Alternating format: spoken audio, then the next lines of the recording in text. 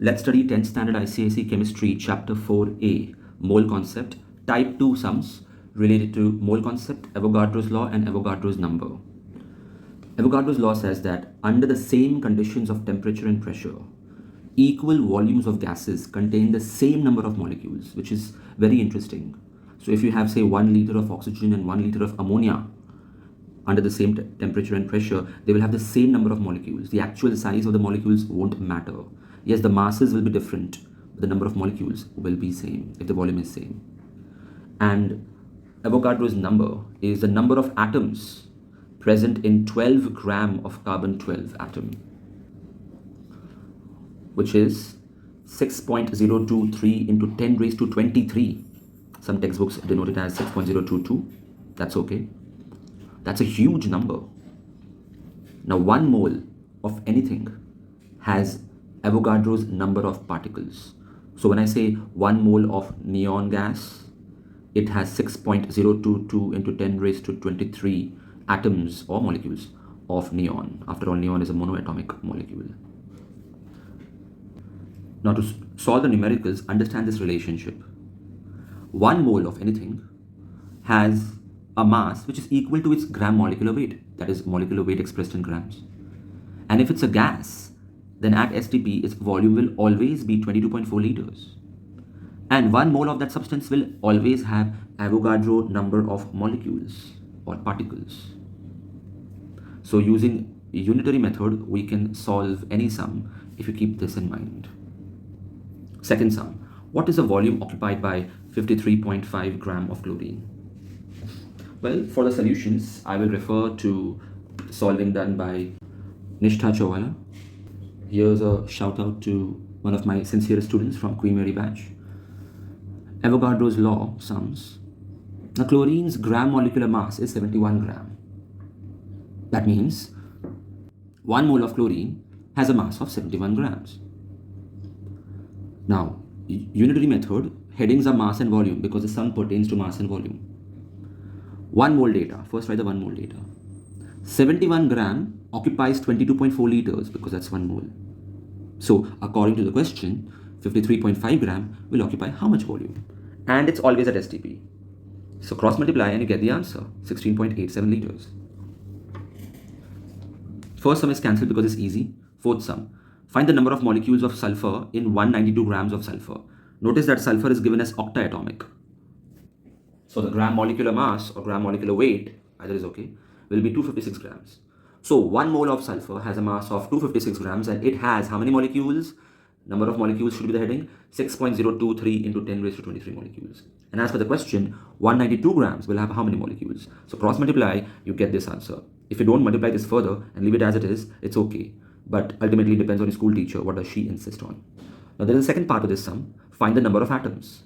Well, if 1 mole has these many molecules, and then 192 grams has these many molecules, then how many atoms are there?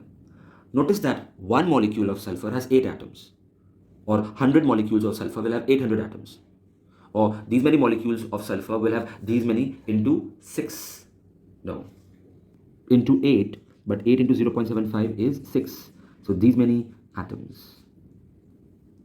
Next, sixth sum. The number of atoms of potassium present in 117 gram of potassium. Again, potassium is monoatomic. So number of atoms is same as number of molecules here. Again, gram molecular mass of potassium is 39 gram. So 1 mole has a mass of 39 grams and that has these many atoms or these many molecules. So 117 will have how many atoms? Cross multiply and this is your answer. Next, 8th question. What is the mass of 1 atom of lead? Again, lead is a monoatomic molecule. It's a metal. And its atomic weight is given, it's always given in the question. So 202 gram. So 1 mole mass is 202 gram and has these many number of atoms. So 1 atom will have how much mass? Cross multiply. Now dividing by 6.023 is quite difficult. So divide by 6.02. That will be easier. 10 raised to minus 23, keep it as it is here and you'll get this as the answer. More accurately, this is 33.54 actually. And in textbook they have given 33.53, that's wrong, it should be 33.54 because 538 rounded off to 54. But if you divide this, you'll get exactly 33.55, but 0.01 difference is allowed. 10 sum. Find the number of gram atoms in these much gram of chlorine. Well, there's a direct formula here. No unitary method required for 10th and 12th sum because they've asked number of gram atoms and gram molecules. Gram atoms is mass upon gram atomic mass, which is given. 2.5 is the answer. And number of gram molecules of nitrogen is mass upon GMM, which is 21 given in the question, upon 14 into 2 because it's diatomic. So that's 0.75 gram molecules. Now the 14th sum. The number of atoms in 60 gram of neon. So again, the gram molecular mass is 20 grams. So 1 mole mass is 20 gram. It has these many atoms. It's monoatomic, by the way. So 60 grams will have how many? Thrice of this, triple of this. That's the answer. Now the 18th question. Cancel the 16th one because it's not an STP, and conversion using Das laws is not in 10th standard syllabus. It was in 9th standard syllabus. The weight of 2.5 moles of ethane is asked.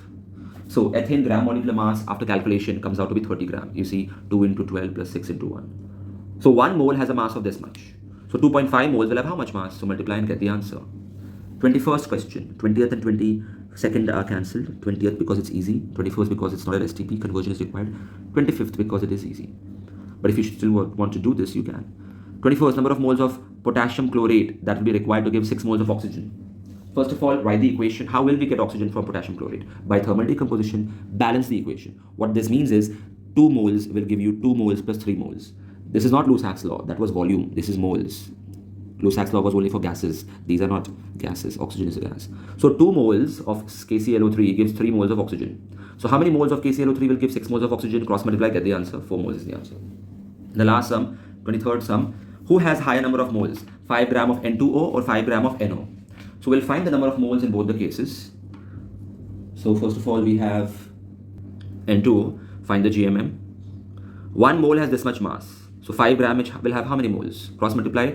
No need for decimal answer. Leave it as it is. Similarly, find the number of moles for NO. 1 mole has 30 grams. So how many moles will weigh 5 grams? These many.